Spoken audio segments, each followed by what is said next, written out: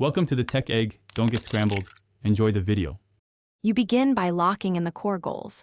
Pick the mood and the target playback environment so your decisions have purpose.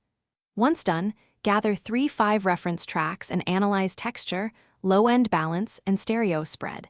This lets you match character rather than guess.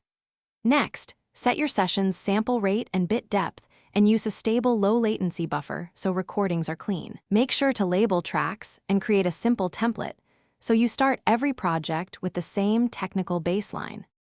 You now build the sound by layering.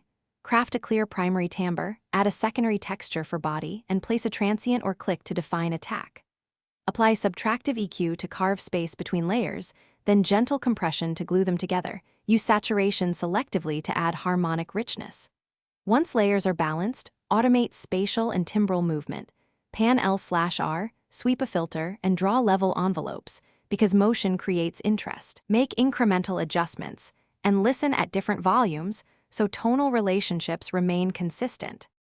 You finish by auditioning the mix on at least 3 systems: phones, monitors, and a neutral set, then print stems for safety.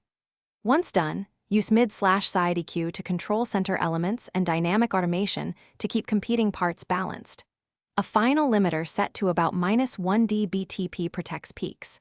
If masking or muddiness appears, solo the conflicting bands, apply narrow subtractive EQ or a soft sidechain to create breathing room. If issues persist, mute layers to identify the culprit and reintroduce only what serves the mix. Thanks for watching. Consider subscribing if I helped unscramble your problems.